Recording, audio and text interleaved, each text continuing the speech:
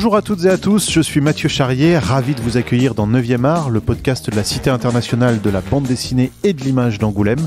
Dans chaque épisode, une autrice ou un auteur se raconte, revient sur sa pratique, sa carrière, son actualité, sa vision du 9e art et répond à notre questionnaire de Proust version BD.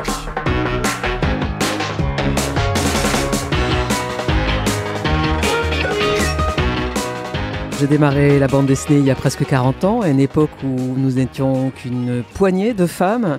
Et j'ai trouvé le moyen en 1985, ou 6, je ne sais plus, 85, de signer un manifeste intitulé Navrant, dénonçant les dérives sexistes de la bande dessinée de l'époque. Je suis scénariste de bande dessinée depuis plus de 25 ans.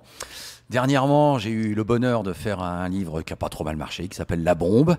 Mais je crois qu'aujourd'hui, je vais vous parler d'un autre livre à résonance un petit peu sociale et qui continue de me toucher beaucoup. Et bonjour Jeanne Puchol et Laurent Frédéric Bollet. Bonjour. Tout le monde vous aura reconnu, évidemment. Effectivement, on est très content de vous recevoir aujourd'hui. C'est rare dans ce podcast, mais pour parler surtout d'un de vos titres, en l'occurrence qui s'appelle Malik Oussekine contre-coup, puisqu'il y a 36 ans maintenant, Malik Oussekine disparaissait sous les coups de la police. On va évidemment revenir en long et en large sur cette affaire. Cette bande dessinée, elle était sortie il y a 6 ans pour les 30 ans. Vous venez de la rééditer, puisque sort en salle le film Nos Frangins, puisqu'il y a une série sur Disney+.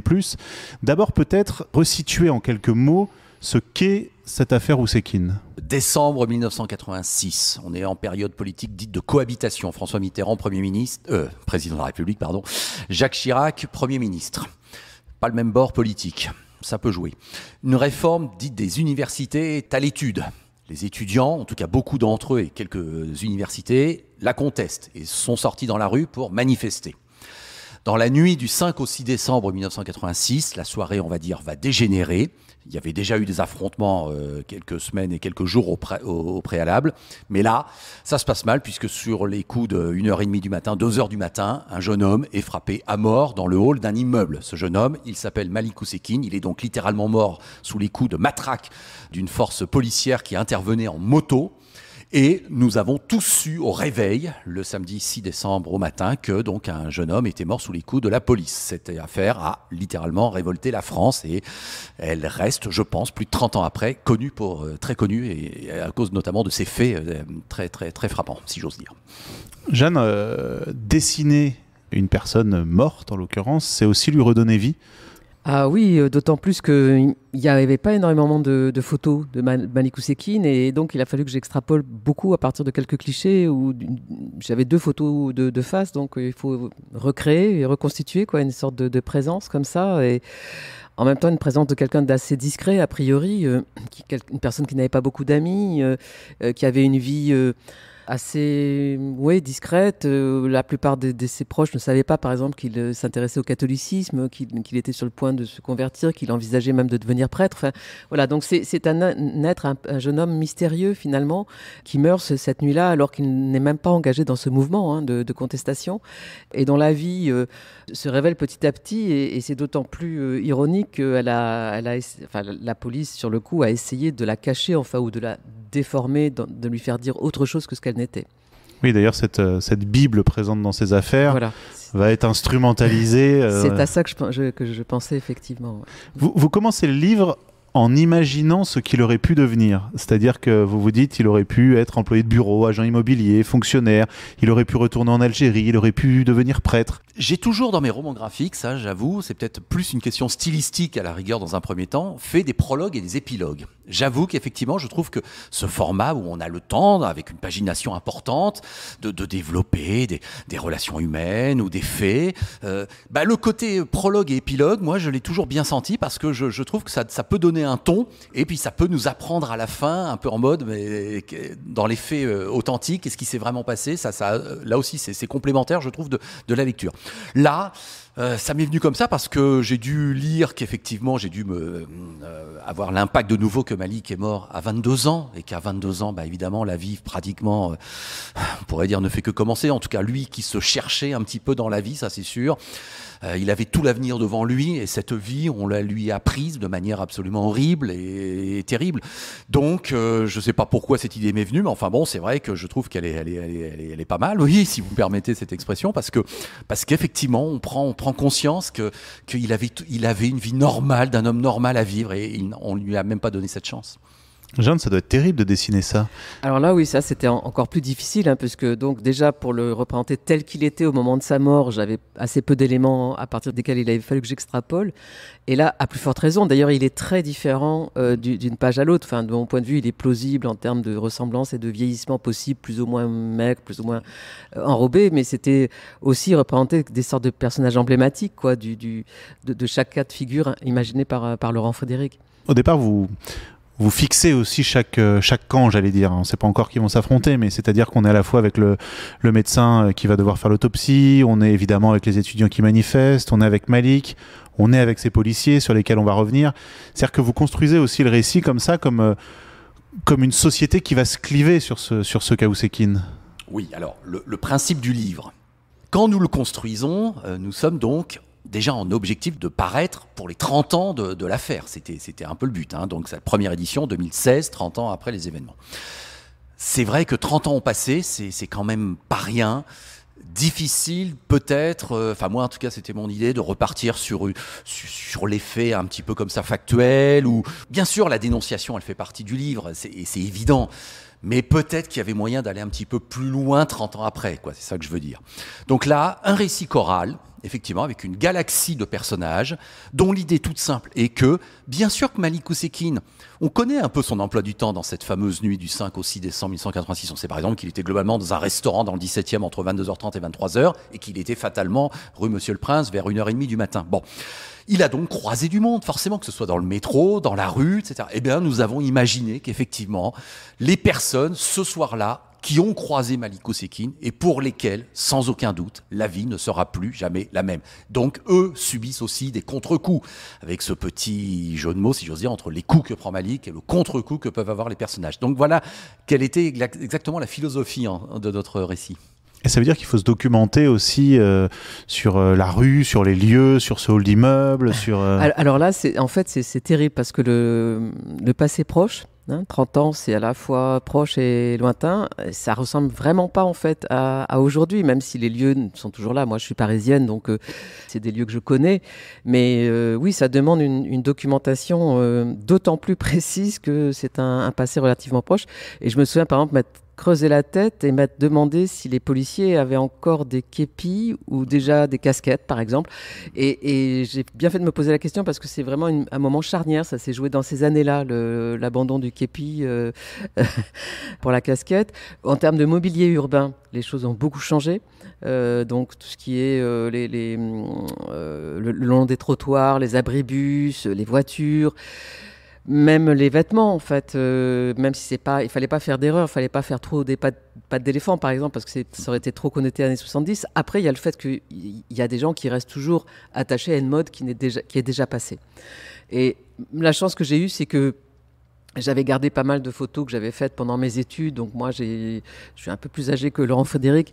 Donc j'avais fait mes études, j'ai fini mes études au début des années 80. Mais voilà, entre autres choses, je me suis servi de ces clichés-là. Et ce que vous dites, beaucoup de dessinateurs ou dessinatrices le disent, c'est-à-dire cette recherche de l'exactitude historique dans le dessin. Et pourtant, souvent, nous, en tant que lecteurs, j'avoue que s'ils avaient porté une casquette ou un képi ou inversement, ça m'aurait pas pour autant sorti du livre, ou je me serais pas pour autant dit ok, elle s'est trompée, déjà je l'aurais pas vu, mais surtout elle s'est trompée, ça veut dire que ce livre c'est n'importe quoi. Et pourtant, en tant que dessinatrice, vous avez cet attachement à la vérité aussi historique dans le visuel.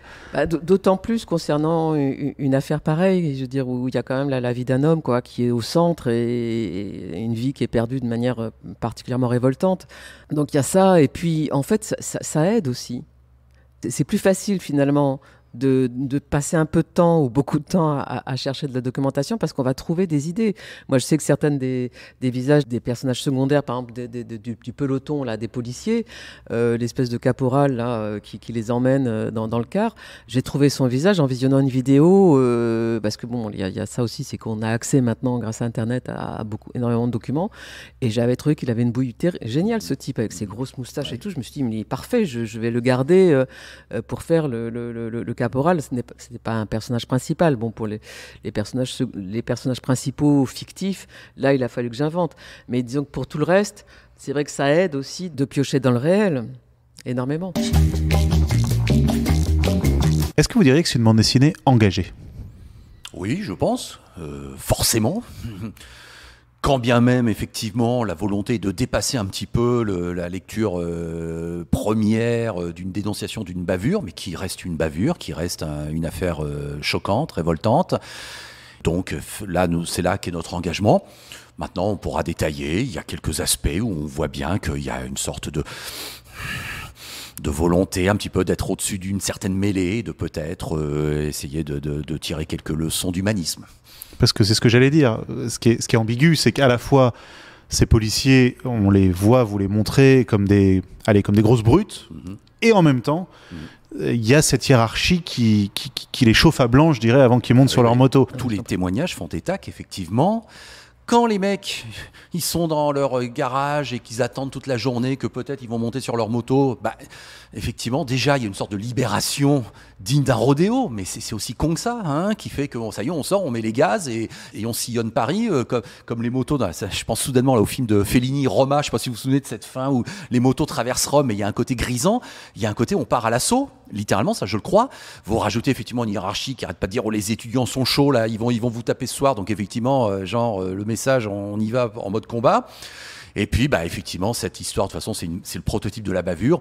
On sait que les commissaires en place sont allés se coucher, littéralement, vers minuit, en se disant, bon, c'est bon, hein, vous m'évacuez la Sorbonne. Et puis, pourquoi le peloton des voltigeurs motoportés, le fameux PVM, a tapé comme des brutes ce jour-là entre la rue Racine et la rue Monsieur le Prince? Mais honnêtement, ça, je veux croire que c'était pas prévu et que ça devait pas se passer comme ça. Simplement, effectivement, il y a eu un contexte qui fait qu'à ce moment M, tout le monde a pété les plombs, et notamment, évidemment, ceux qui étaient sur la moto et qui ont tapé comme des idiots et comme des tortionnaires.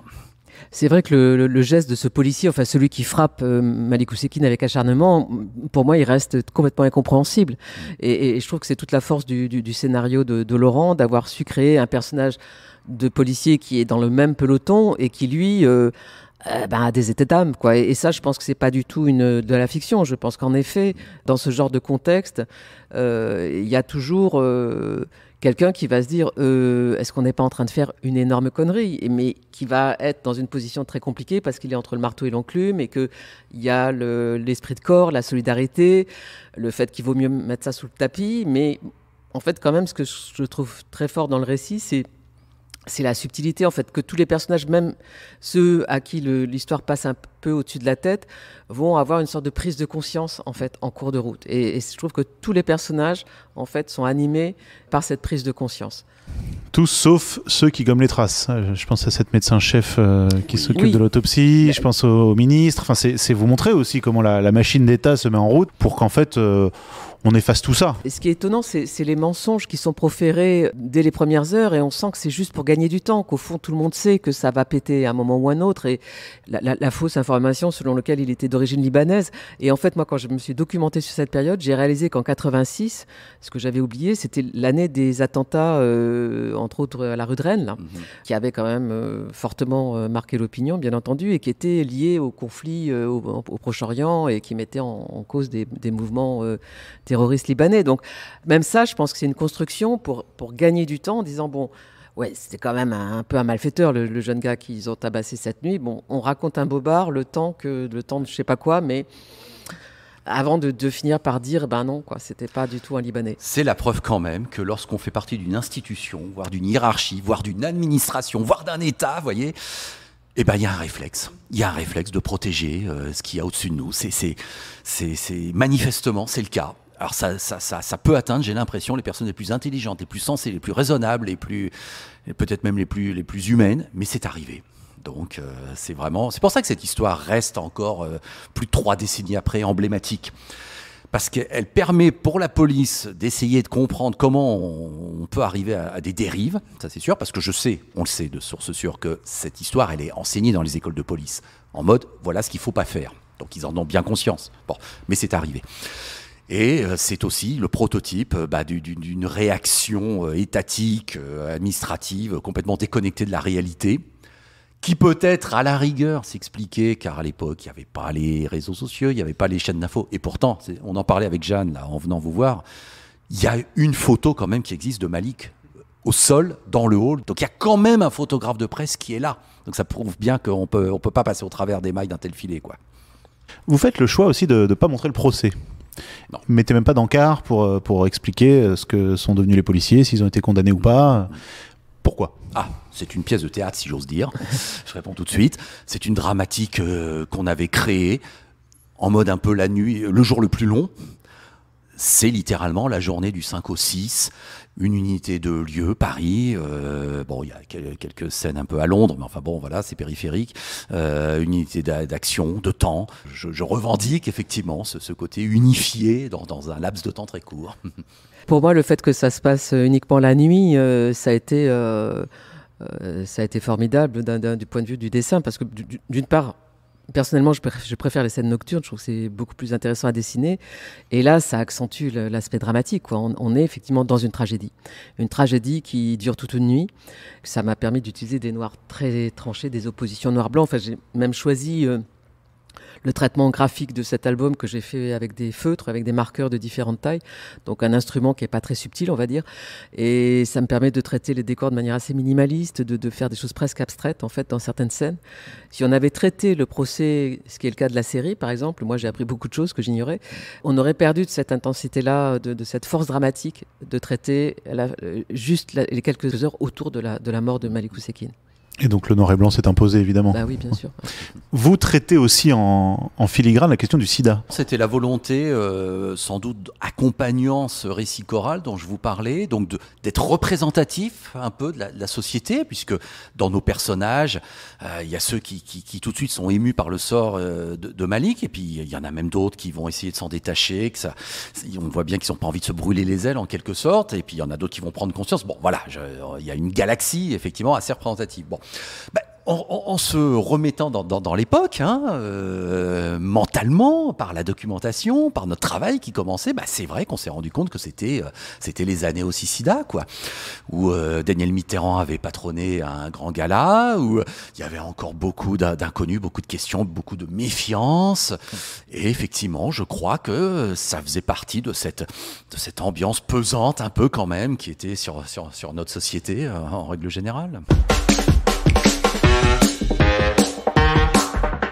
Il y a quelque chose qui est marquant aussi, c'est quand on referme cette bande dessinée, alors qu'elle est sortie il y a 6 ans et qui vient d'être rééditée, finalement on se dit pas grand-chose n'a changé. En fait, c'est très bien que vous posiez cette question, parce que moi je me souviens très bien que donc début 2016, j'étais encore en train de dessiner, de travailler sur l'album, et on avait quand même des doutes avec Laurent Frédéric. On se demandait si les gens se souvenaient vraiment de Malik Oussekine ou pas. Et c'est à ce moment-là qu'il y a un mouvement très important contre la loi travail. Donc c'était sous la présidence Hollande, je le rappelle. Et moi, j'ai participé à quelques-unes de ces manifestations, et je trouvais que c'était quand même étonnamment violent, quoi, et étonnamment tendu. Et je me souviens de nous deux où j'ai vraiment eu très très peur. Et face à cette violence, beaucoup de commentateurs, de journalistes, de chroniqueurs ont commencé à évoquer, à rappeler le cas Malik Oussekine. Et je pense que tout le monde avait peur, en fait, qu'il y ait un dérapage de ce type, c'est-à-dire qu'il y ait une mort. Il y a eu effectivement des blessures très très graves, des mains arrachées, des gens éborgnés, etc. Mais, et voilà, donc il y a eu effectivement, au moment même où on était en train de réaliser l'album, un retour, l'actualité finalement nous donnait raison presque de nous pencher sur cette histoire et la rappeler de manière assez brutale finalement à l'esprit de tout le monde. Puis comme ça c'est pas arrangé depuis, effectivement ça reste une douloureuse actualité. Ouais. Vous écrivez d'ailleurs, le plus jamais ça a bien du mal à résonner encore. Bah oui, je crois qu'on le constate tous. Je pense qu'à notre modeste niveau, il y a un devoir de vigilance, voire de dénonciation, en tout cas d'observation et de ne pas laisser passer certaines choses. Après, il y a un curseur que chacun met là où il le souhaite. Moi, quand je vois un Black Bloc défoncer une vitrine ou s'attaquer à des gens, parce que j'ai bien vu pendant les manifestations des Gilets jaunes, qui est une formation de journalistes, qui est bien vu des équipes de reportage être lynchées, ça me révolte aussi. Bon. Quand je vois des flashballs et des LBD qui sont lancés et des gens éborgnés, je me dis on a besoin d'en arriver jusque-là.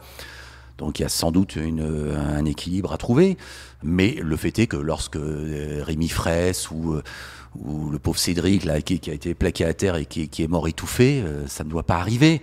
Il y a forcément certains refus d'obtempérer, ou si on détaillait vraiment les circonstances, on se dirait mais c'est pas possible. Donc rien n'est jamais simple dans notre monde. Sans doute qu'une police est nécessaire. Enfin, je vois pas comment, malgré tout, un pays moderne, démocratique ne peut fonctionner sans force de l'ordre. Mais évidemment, ne pas laisser sous le tapis ou ne pas lâcher des affaires qui méritent notre au moins analyse, voire révolte. Tous les deux, vous êtes réputés justement pour faire de la BD qui traite régulièrement de thèmes sociétaux. Laurent Frédéric, on en parlait de la bombe qui a bien marché, sur le nucléaire, et cette bombe nucléaire. Jeanne, la guerre d'Algérie, l'occupation, le régime de Vichy, notamment, parce que la liste est longue. Vous pensez que la bande dessinée a un rôle à jouer dans ces thèmes-là ? Je ne me pose pas la question dans ces termes. En fait, moi, c'est des questions qui m'intéressent. Et il se trouve que mon moyen d'expression, c'est la bande dessinée. c'est donc plutôt dans l'autre sens. Mais oui, bien sûr, en plus, la bande dessinée, c'est un moyen d'expression formidable, hein, qui permet des choses que le cinéma ou d'autres médiums ne peuvent pas aborder. Enfin, en tout cas, pas de la même manière, ça c'est évident.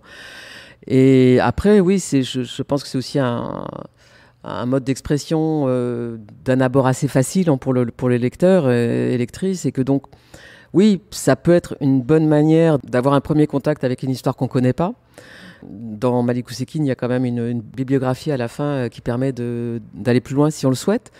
Donc moi, je sais que tous les albums que j'ai faits ces 10 dernières années, en fait, qu'il y a vraiment cette thématique des pages les plus sombres et pas les plus glorieuses de l'histoire française récente, on va dire relativement récente, qui sont mon sujet de prédilection. Et je me dis, si ça peut effectivement amener des lecteurs jeunes ou moins jeunes à prendre connaissance de l'histoire et à avoir envie d'en savoir plus, je serais contente, quoi. C'est une sorte de... Le mot vulgarisation me plaît pas trop, mais c'est cette idée-là du premier accès, de la même façon que moi, quand j'avais 17 ou 18 ans, c'est pas forcément par des essais ou des livres d'histoire que j'ai eu le premier contact avec quelque chose. Par exemple, La Fiche Rouge, pour parler d'un de mes albums qui en parle, Vivre à en mourir. La Fiche Rouge, moi, je crois que je n'ai eu connaissance de cette histoire qui n'était pas encore enseignée en cours d'histoire, grâce au film de Franck Cassanti, qui est sorti quand j'avais 17 ou 18 ans. Donc, quelque part, m'inscrire dans cet héritage-là, ouais, je trouve ça formidable. Moi, étant jeune, j'ai toujours voulu faire de la bande dessinée. Donc ça se commande pas. Je pense qu'on a tous ça en soi très jeune par rapport à nos lectures d'enfance ou d'adolescence. Et puis, ce mélange de mots et d'images, ça c'est sûr que si je fais ce métier, c'est bien parce que instantanément, j'ai senti que c'était mon mode d'expression. Mais quand je commence, moi, ma carrière, je suis dans un format un petit peu de petit album, avec un côté mainstream, comme on dit, ou des thématiques un peu de divertissement. Moi, honnêtement, au fond de moi, qui suis plutôt littéraire et qui a envie d'écrire un petit peu plus au long cours, j'attends quelque chose qui se manifeste quelques années plus tard, sans que je l'ai vraiment anticipé ou vu venir, c'est le roman graphique. Effectivement, je le dis sincèrement, quand en 2007, je propose un roman graphique sur la colonisation de l'Australie et que Glénat me donne la chance de pouvoir m'exprimer sur 500 pages d'un coup, ça y est, là j'aborde des thèmes comme l'impérialisme, comme le colonialisme, comme des odyssées maritimes. Enfin, tout de suite, mon univers s'agrandit. Donc effectivement, tout de suite, je sais que je vais pouvoir m'exprimer, parce que j'imagine que je vais pouvoir continuer à m'exprimer comme ça, dans des thématiques qui sont pas de pur divertissement. Donc, Malik Oussekine en est un de plus, si j'ose dire, mais effectivement, la bande dessinée actuelle, le roman graphique, comme on peut l'appeler de manière générique, permet d'aborder effectivement tous ces thèmes sérieux, tous ces thèmes littéraires, tous ces thèmes sociétaux, civils, historiques, et effectivement, c'est formidable. Justement, vous l'avez sorti la bande dessinée, je le redis, il y a 6 ans, même si là, il y a une réédition. Et là, on voit la série, on en parlait sur Disney+, le film de Rachid Bouchareb. Qu'est-ce qui fait, je vais être un peu vulgaire, mais que Malik Oussekine est à la mode comme ça en ce moment ? Bonne question. Bonne question, oui. Pour moi, c'est lié à ce que je disais à l'instant, c'est-à-dire le fait qu'il y a une forme pas de recrudescence, mais quand même d'inscription dans la longue durée de la violence, et d'une violence un petit peu disproportionnée. En fait, quand Malik Oussekine est frappé à mort en 86, il y avait pas eu de mort en manifestation depuis la manifestation de Charonne en 1962. Donc c'est vrai que ça a marqué les esprits aussi pour ça. Et d'ailleurs, les policiers du PVM avaient ressorti les bidules, les matraques de 1 mètre de long, qui avaient été interdites suite à Charonne, tellement elles étaient dangereuses. Donc je crois que l'actualité, elle est d'une part liée à ça, c'est-à-dire que c'est vrai que ces dernières années, manifester est devenu un exercice assez périlleux, même si on est soi-même plutôt pacifique et pas du tout en train de casser quoi que ce soit. Il y a ça, et puis il y a aussi quand même, pour les descendants d'immigrés, la permanence d'un certain racisme ou d'a priori de la part des forces de l'ordre, et puis je pense la volonté aussi d'écrire leur propre histoire, en fait, d'écrire l'histoire des leurs. Même si Malik Oussekine est français, je veux dire, il est français, mais on sent quand même bien que son sort n'aurait peut-être pas été le même si ça avait été un petit jeune homme blanc, blond, etc., etc., et que l'acharnement des policiers qui voient un jeune homme au faciès arabe se mettre à fuir, c'est ah ça y est, on tient un terroriste, il faut lui régler son compte. Non, mais c'est vrai, je pense qu'effectivement, ce qu'on en connaît depuis 2018.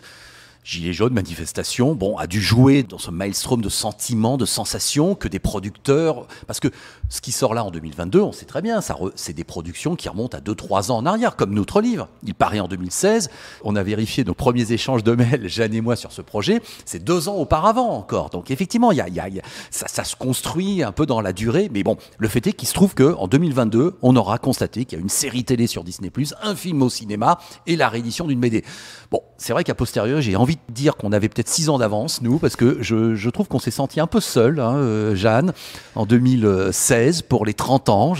J'attendais un petit peu plus d'écho sur notre livre. C'était peut-être pas la bonne période. Bon, admettons qu'on a peut-être servi un petit peu à 2-3 aussi consciences qui artistiquement pouvaient s'exprimer. Mais bon, c'est évident que je pense que le contexte de ces dernières années a joué pour dire qu'il y a quelque chose à dire, quoi. Et donc j'encourage ceux qui nous écoutent à lire ou relire, peut-être qu'il y en a qui l'avaient lu il y a 6 ans, Malik Oussekine, Contre-coup, qui est publié chez Casterman. On va se détendre un petit peu, si je puis dire, en passant notre questionnaire de Proust version BD. Est-ce que vous êtes prêts ? Eh bien, allons-y. Allons-y.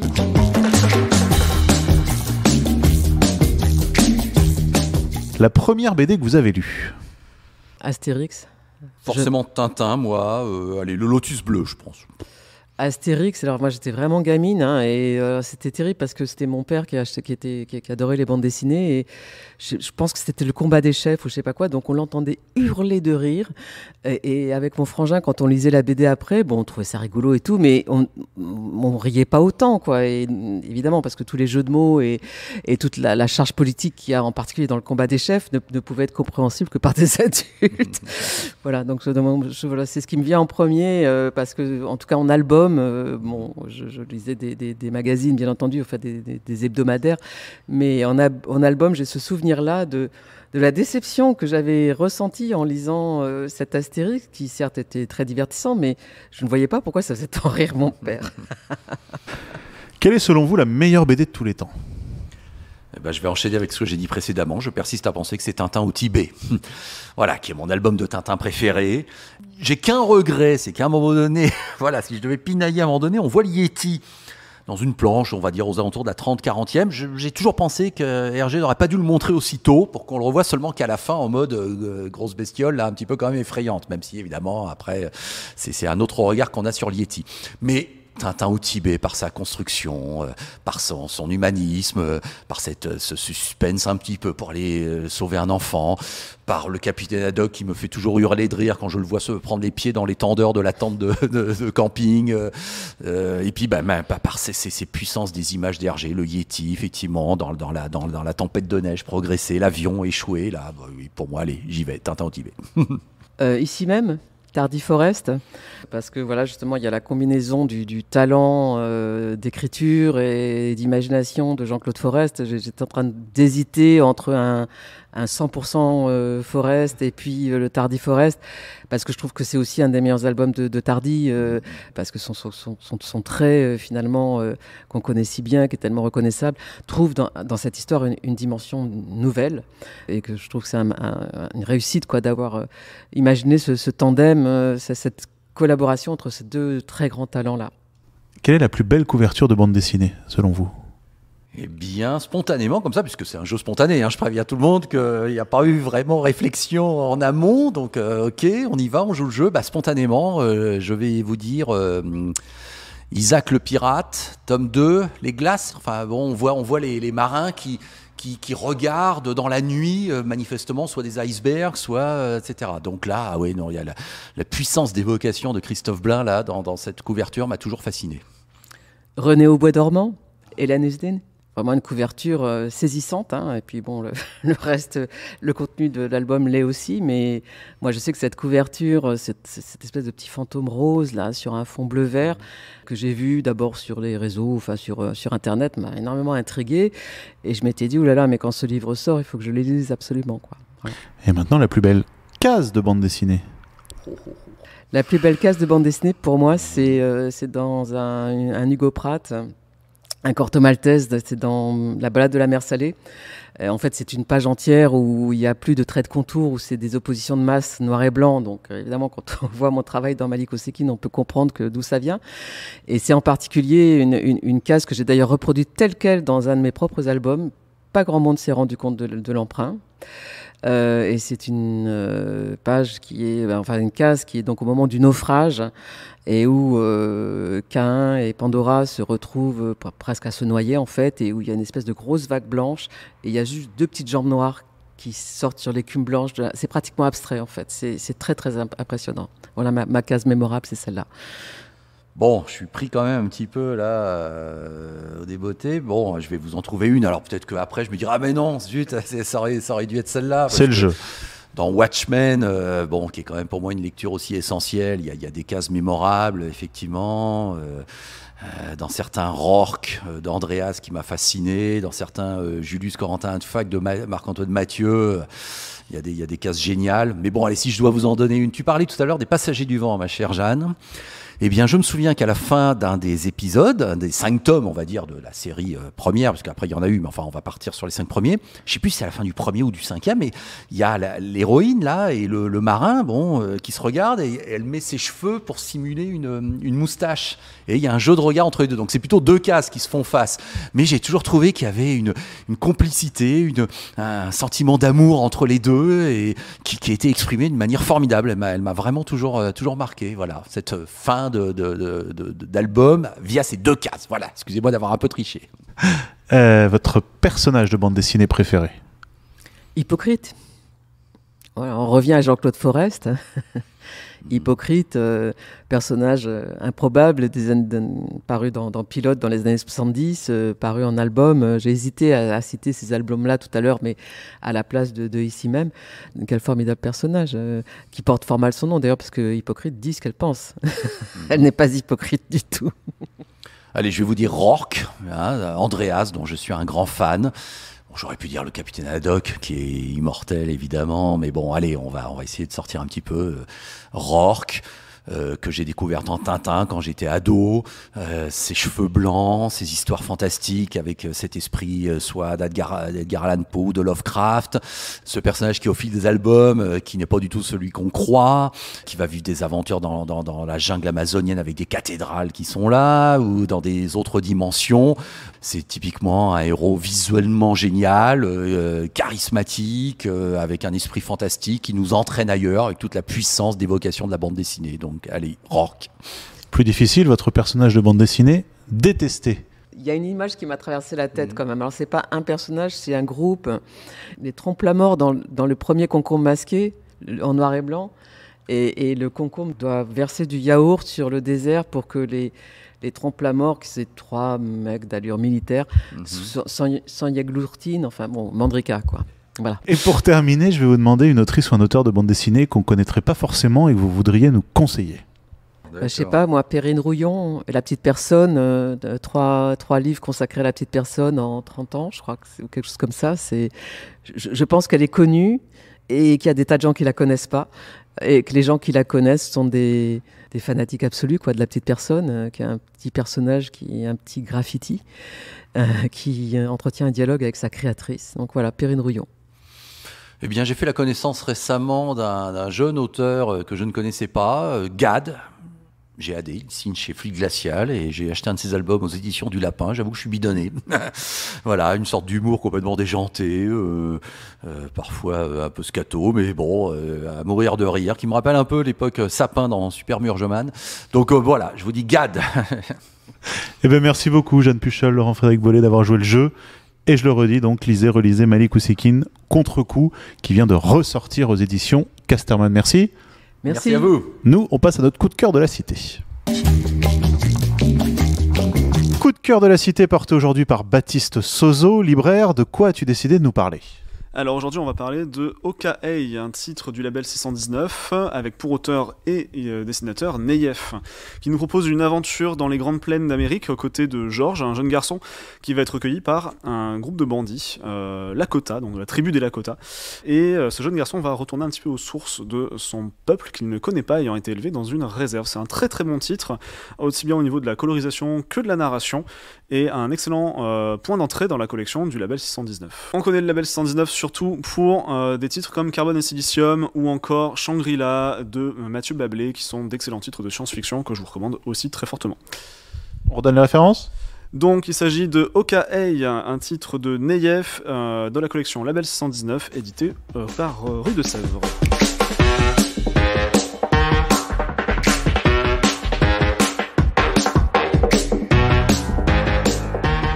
9e art est un podcast produit par la Cité internationale de la bande dessinée et de l'image d'Angoulême, réalisation Mathieu Charrier.